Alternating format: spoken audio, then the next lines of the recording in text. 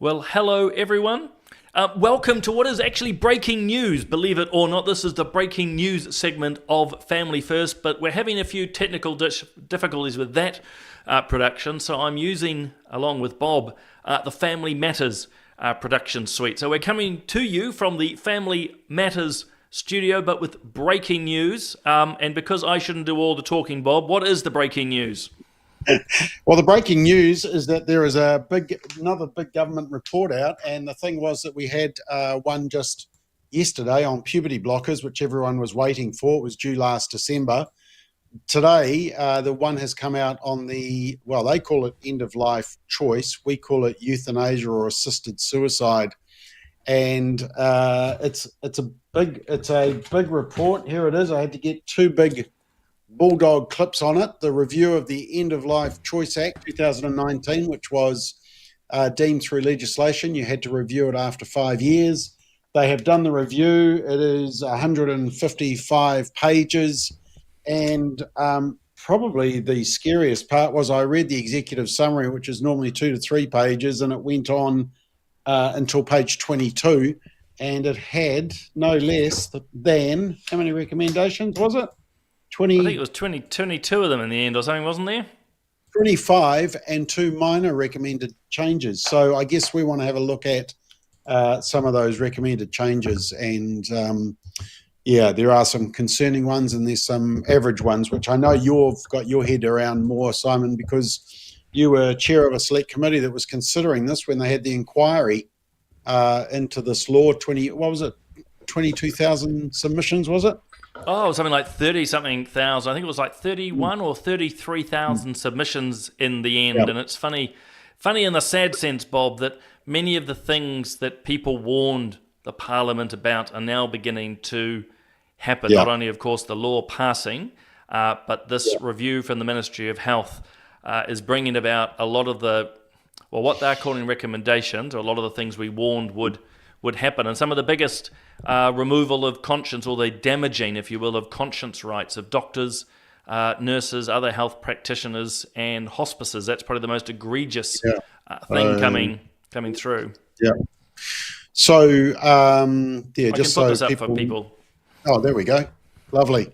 So it's the 5-year review. And look, they've got this out pretty quickly, Simon. I'm surprised for a government department how quickly they've actually published this. I think, what are they doing? Are they possibly setting this all up for a private member's bill or a government bill to expand the law as they've been promising? I mean, it is quite speedy response, isn't it? It is. They were legislated to get this done quicker than not. I think the review was around about November 7th, or had to be completed by then, so they would have done so. Okay. It would have been bouncing between ministers' offices. But you're correct. They have moved relatively speedily. I would suggest, Bob, part of it is they already knew what they wanted, or what the minister wanted, and he's been clear about this before. I'm just going to put this up because you'll see this is the minister in charge, the fox in charge of the hen house. And sorry to listeners that you can only hear our voice and not see us as we're commentating, but he had already indicated what he expected to come out of the review. And so it's not a surprise that the ministry's pretty much given a lot of what he wants and the pro-euthanasia advocates want. So that's important to know. There will be a big push now to implement these recommendations. Strictly speaking, Bob, the coalition agreement says this has to be done by a members' bill, not by a government bill, but expect to see the media, David Seymour and the ACT Party, kick up a big stink to try and force particularly National's hand on this. Well, you've just raised a very interesting point, and apologies that I'm not looking at you, but I just am checking media coverage, and this is such breaking news in that we're actually breaking this news to the whole nation, because it has been kept very, very quiet. And in fact, they haven't, we only just happened to stumble across it. In fact, Ken Orr, our friend at Right to Life, sent it through to us. We weren't even aware of it. And it was published 2 days ago. Now, I'm actually on the mailing list, and I think you are, for the end of life choice reviews. We're also on the mailing list for the abortion law reviews as well. But there was certainly no notification that came through. So they they have really released this one in the dead of night, hoping that nobody sees it.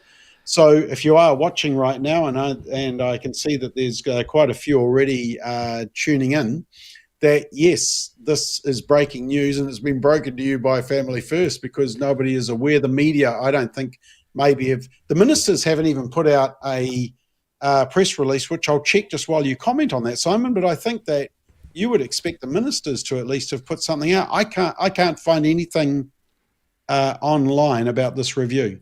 No, there isn't. Look, it could have been updated in the last 10 minutes, but the Ministry of Health nor the Minister on the Beehive website have put out any press releases. And I think that's the first point for people to understand. This review is completed.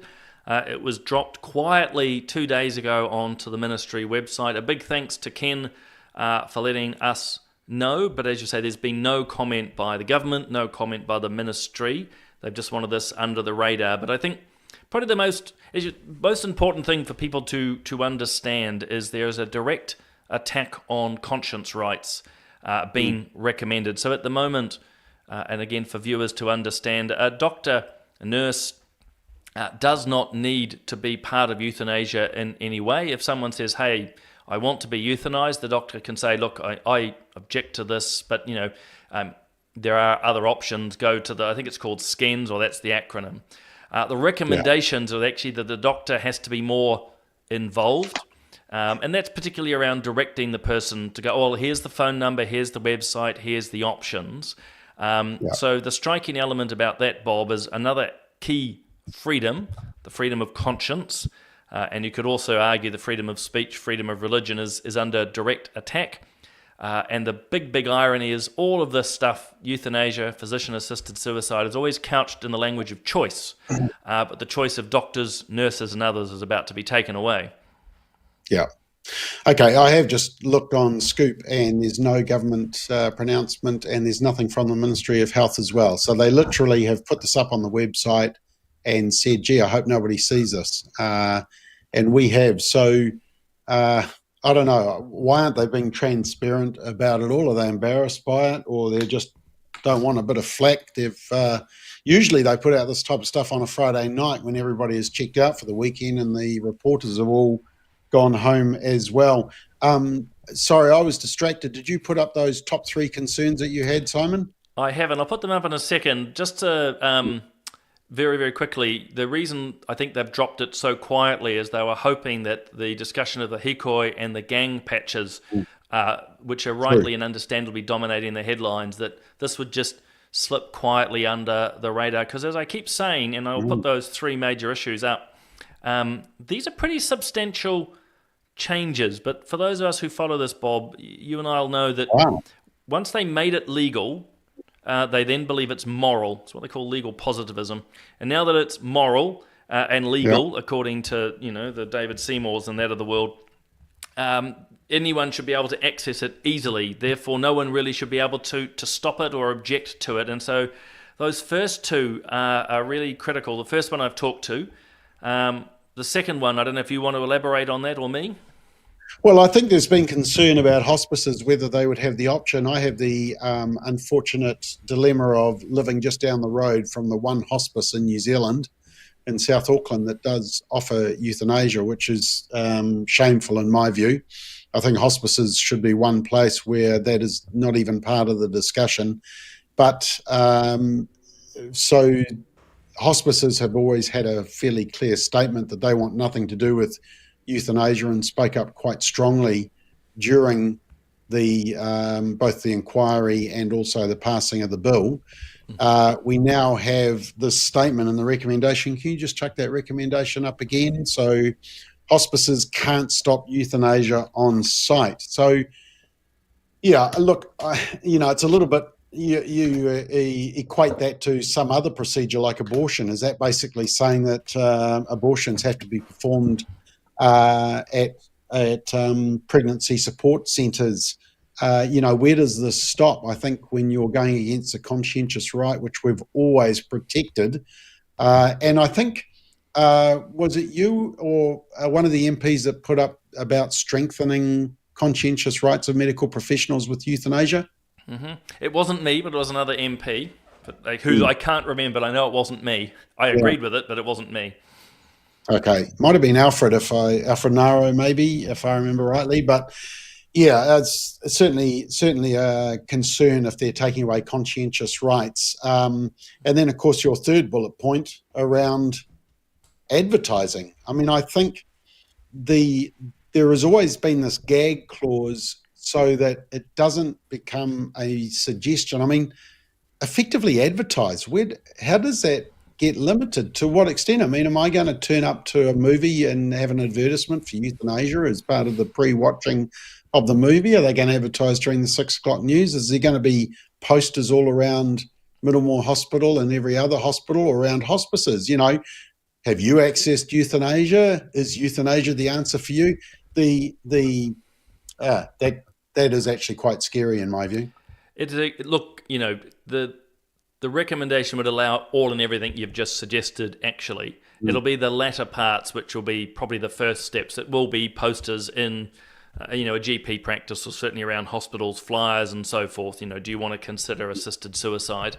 I mean, they won't call it that, of course. So yes, that's the advertising or the promotion.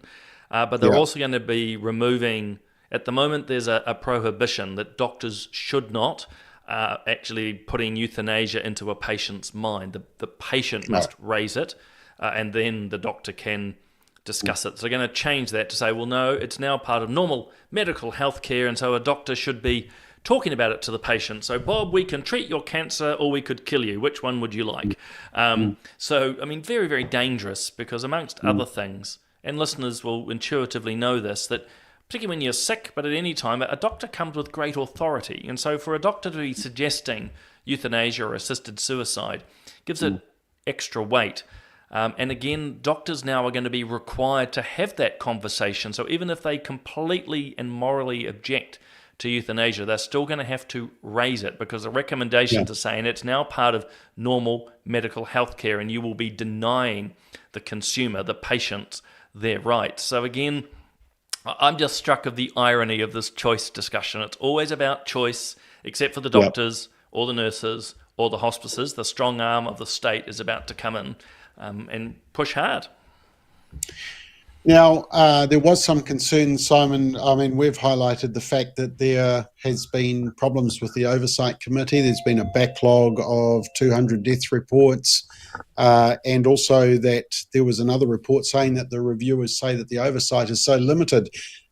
You've read this review that we're talking about, the review of the End of Life Choice Act 2019, and apparently, from what I could see from my quick gloss, you may be able to elaborate on this, but it seems like the transparency is actually not being increased. There's some limiting. Is that correct? Yeah. The irony is that the whistleblowers of those 2 articles I just put up, in fact, I'll put them back up as I'm talking. So this is Isaac Davidson from the Herald reporting about a month ago. And pointing out that 2 of the 3 review panelists, a medical ethicist and a medical doctor, were pointing out that, like this one, there are 200 deaths where they haven't got the paperwork and they haven't been able to review it. And this one this one here. Took the wrong ones. Well, effectively they're the same. Here we go. Sorry, Bob. There we go. The reviewers, so many buttons. So long and short, these are 2 people who have been intimately involved with the process, were on the review panel, raising red flags around bad reporting, lack of reporting, access to data was limited. All of that's been by and large ignored by this review. In fact, arguably the review's gone, the Ministry of Health review has said, you know what, we will block access to a lot of data, ironically in the name of transparency. We're not going to allow the review committee to do anything more than access the form. So the reviewers that we've just referenced, so this is not the Ministry of Health, it's all a bit confusing, isn't it? But the panel of 3 said, hey, we'd like more data. The Ministry of Health is now wanting legislation to prevent any extra data going to these reviewers at all. It makes no comment. It is. Well, it makes no comment on any of that. It's pretty poor, to be honest. I mean, there are a couple of small good things in it, but those are just technical.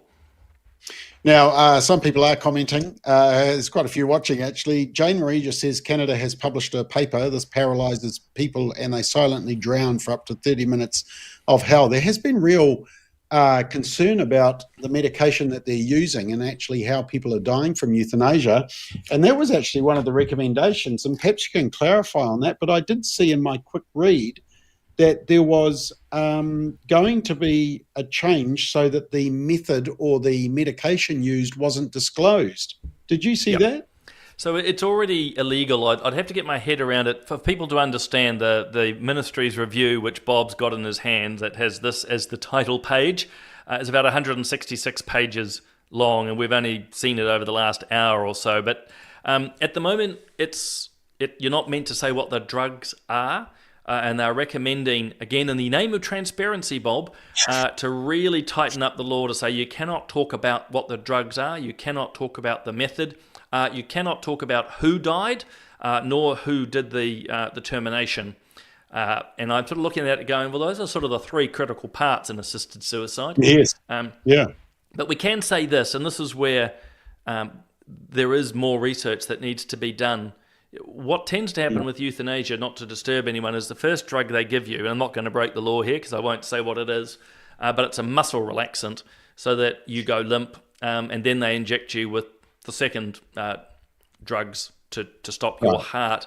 There's definitely been some concern between the administration of those drugs and how long it takes someone to die. And grotesquely, of course, without being too dramatic, at sort of 1 o'clock on a Friday, once the muscle relaxant is there, you can't speak, you can't do anything, regardless if you are drowning, for example. So it's pretty poor, but again, it's the double speak of the ministry here that in the name of transparency, we will not allow you to discuss these matters. Yeah. So can I just remind people that we're talking about, with the review committee, they're talking about a backlog. And they're also talking about the fact that the review committee is not getting access to the necessary documentation that they want. And so those whistleblowers are therefore no longer being reappointed to the committee. Wrongful deaths. I mean, I just want to highlight to people watching that we are talking about vulnerable people who are facing a terminal illness, and we're not doing that good a job at supervising and checking that what happened was appropriate at the end of their life. In fact, there's a backlog, and in fact, some of the paperwork isn't even up to scratch so that a review can be done. I think that should warn everybody. I mean, Simon, remember one of the arguments against the death penalty was always, what if we get one wrong? And that sort of said, look, as heinous as some crimes are, and as much as some people like the mosque shooter deserve the death penalty, we should always be cautious because it is death and we might get one wrong. That's the question we're really got to be asking ourselves now. In all those 200 backlog cases where the paperwork's not that good, what if we got one wrong?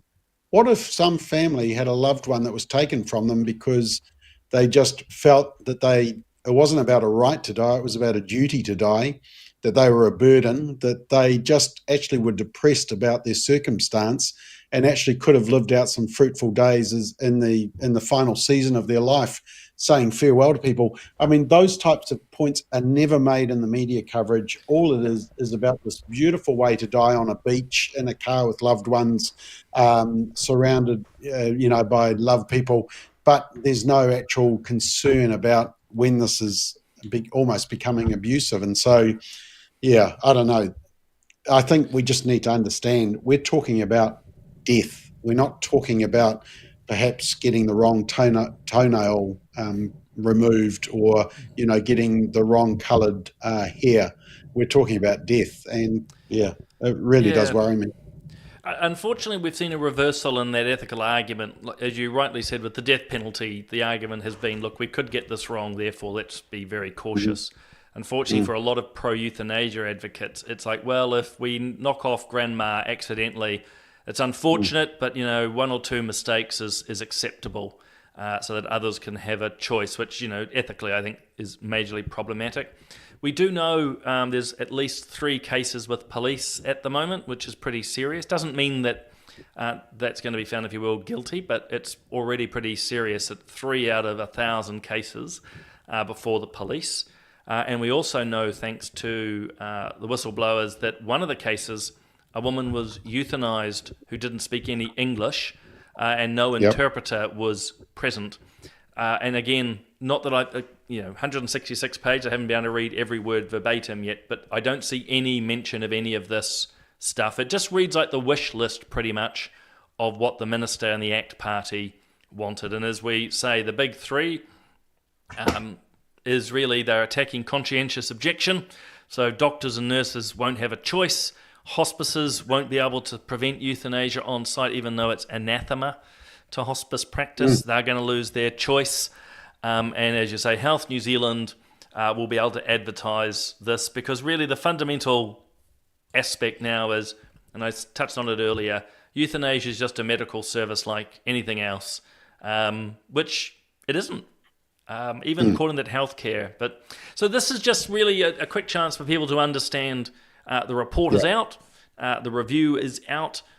Do check it out, but primarily stay in touch with us here at Family First. We'll be doing some more thorough reviews. I have no doubt that Bob will be doing a Substack on this. He's prolific. Actually, Simon, I did just email you. I want to test your technical skills. I've emailed you an image, and I'd be keen if you're able to quickly slot that in. Do you think you're up to that? While you're doing that, I will just highlight to people that we are just about to publish, and we will publish that this weekend.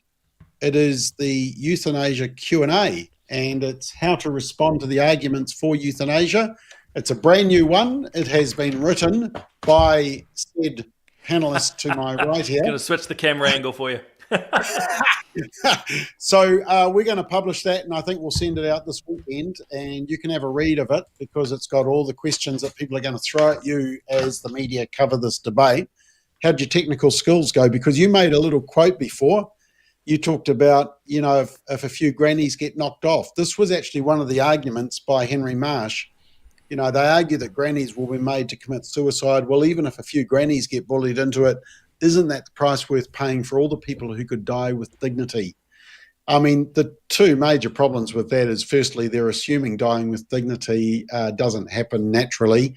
But the second thing is they're basically saying, well, their argument is so weak that they're willing to take a few mistakes. And, as long as it's not them or their loved ones. This is one of the striking things, isn't it? It's always someone else. It's always someone else. Well, it's just like the argument over abortion. It's only the people who have been born that support abortion. It's only the people who aren't at risk of euthanasia that argue for euthanasia, as long as it's not the mistake being made on one of their loved ones. So that's a disturbing quote, but they were quite upfront about what they thought. So this is the other one, if you don't mind, Bob. Just speaking of quotes, to show you your technical prowess, what about this one?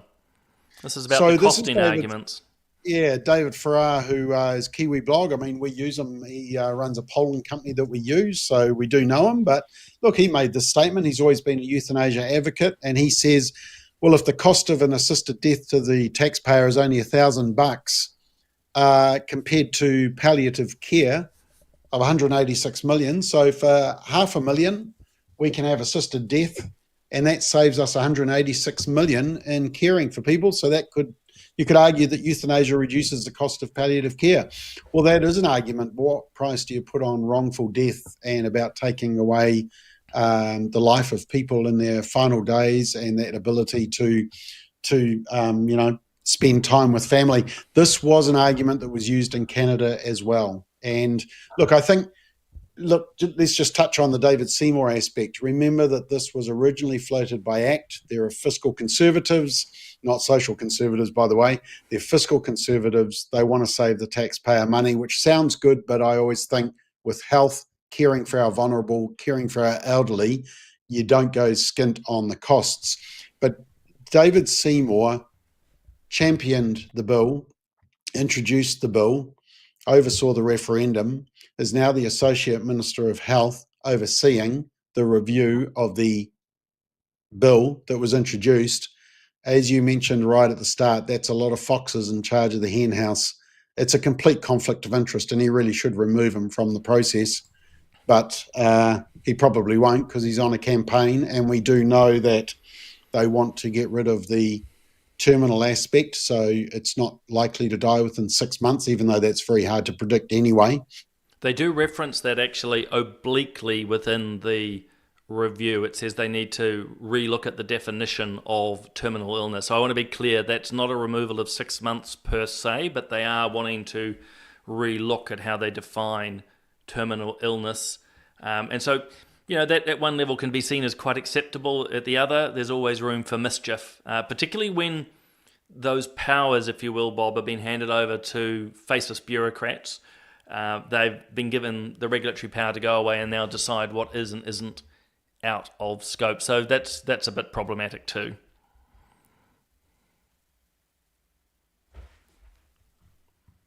We've just lost Bob's sound for some reason. It's all falling to pieces here. Oh, there we go. He's You back. got me back now? Oh, I'm back. I was just going to check our comments before you checked out. Or not checked out that way. Checked out. Yeah. Not a good thing to say in a euthanasia discussion, Bob. Oh, exactly. Michael said provide more mental health services over assisted death services. That's true. More funding into that.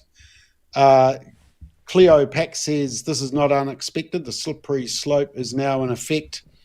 And I think most people are shocked by it. So, yeah, well, the main thing for us today has been really just to let listeners and viewers know, as Bob mentioned right at the start, this review, we all knew it was happening. We've all been waiting for it to be released, but it's been released exceptionally quietly. There's been no press release or comment from the ministry or minister. They've just tried to keep it under the radar. So literally in the last couple of hours, Bob and I here at Family First have become aware of it, and that's why we've jumped on today, guys, on this breaking news, just to let you know it's happened.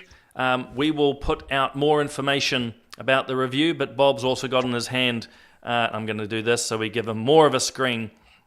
We've got a Q&A that may have been masterfully written or not. We'll make that available so people can understand, and also we'll start going more deeply into the review. As I say, we've done a cursory read over the last couple of hours. But look, stay in touch with Family First. You can reach us across all platforms. You're probably watching on a number of them now, but you can always come across to our website, familyfirst.org.nz. Lots of information and research there, and we'll stay in touch. So, Bob, thanks for being part of the show today. Thank you, Simon. Great hosting. Oh, well, thank you very much. I'll make sure that's still recorded and live. Anyway, guys, thanks for joining us here on Family First.